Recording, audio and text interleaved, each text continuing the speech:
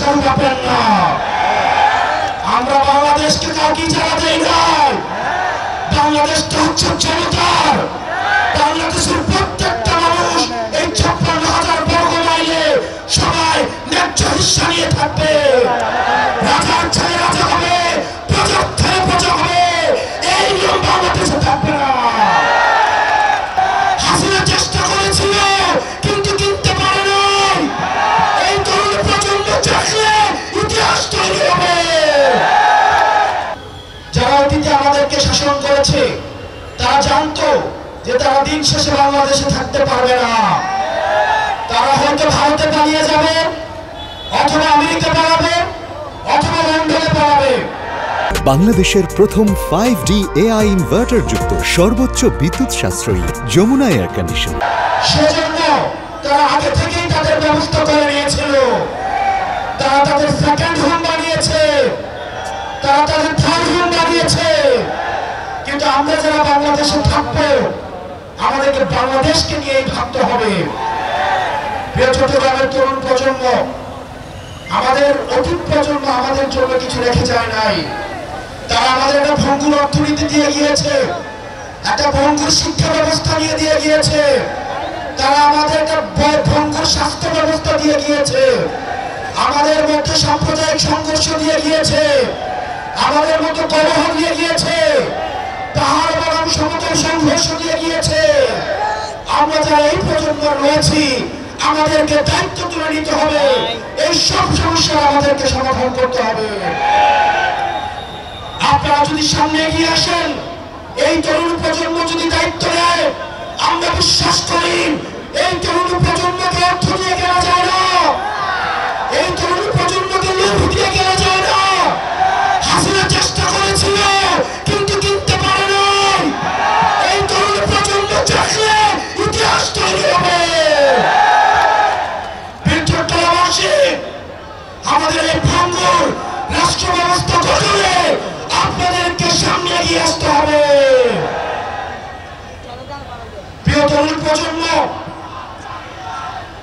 আপনাদেরকে মাথায় রাখতে হবে আমরা এখন বর্তমানে যে কার্যক্রমগুলো করব সেগুলোর ফলাফল আমাদের ভবিষ্যতে আমাদের ভবিষ্যৎ প্রজন্ম পাবে।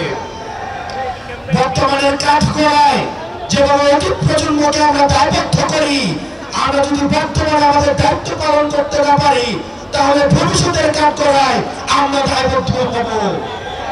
সেজন্য আমাদের একটা নীতি নির্ভর রাষ্ট্র লাগবে, একটা ইনসাফ ভিত্তিক রাষ্ট্র লাগবে, যেই রাষ্ট্র ব্যবস্থায় স্বাস্থ্য, শিক্ষা, অবকাঠামো, কর্মসংস্থান, সাম্প্রদায়িক সম্প্রীতির মধ্য দিয়ে একটা গ্রহণযোগ্য এবং বাসযোগ্য বাংলাদেশ গড়ে উঠবে। এবং সেটির জন্য আমাদের এই তরুণ প্রজন্মকে ঐক্যবদ্ধভাবে কাজ করে যেতে হবে। আমাদের মধ্যে বিভাজন করার চেষ্টা করবে, আমাদের মধ্যে বিভিন্ন রাজনৈতিক দলের মধ্যে বিভাজন করার চেষ্টা করবে। বাংলাদেশের ফেসিবাদ বিরোধী প্রত্যেকটি রাজনৈতিক দলকে বলবো, আজকে দেখলাম ফেনীতে একজন বলছেন, শ্রদ্ধা জানিয়ে বলছি, বাংলাদেশ কারো বাপের না। আমরা বাংলাদেশকে কাউকে ইজারা দেই নাই। বাংলাদেশটা হচ্ছে জনতার।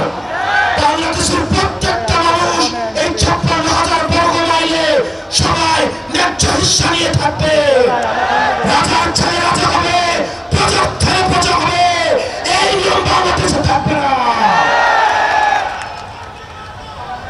প্রিয় চট্টগ্রামবাসী, আমাদেরকে ঐক্যবদ্ধভাবে কাজ করতে হবে। চট্টগ্রামে আমরা বারবার আসবো, আমরা বারবার ফিরে এসেছি।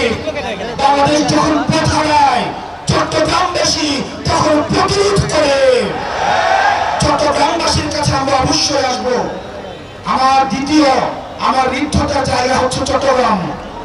আমি যখন বৈষম্য বিরোধী ছাত্র আন্দোলনের দায়িত্ব পালন করেছি, পরবর্তীতে জাতীয় নাগরিক পার্টির দায়িত্ব পালন করছি, চট্টগ্রামের সাথে ঋদ্ধতাপূর্ণ সম্পর্ক গড়ে উঠেছে।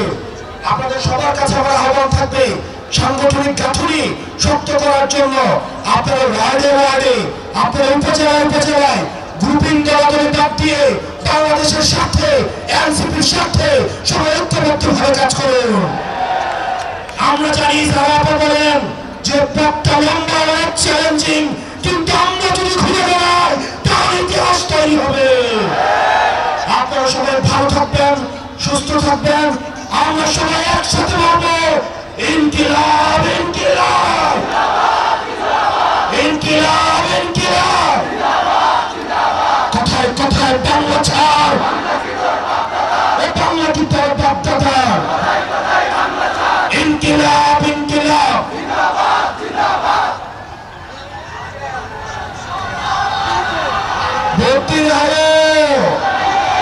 ভর্তির সবাই একসাথে হাতে তালি ভর্তি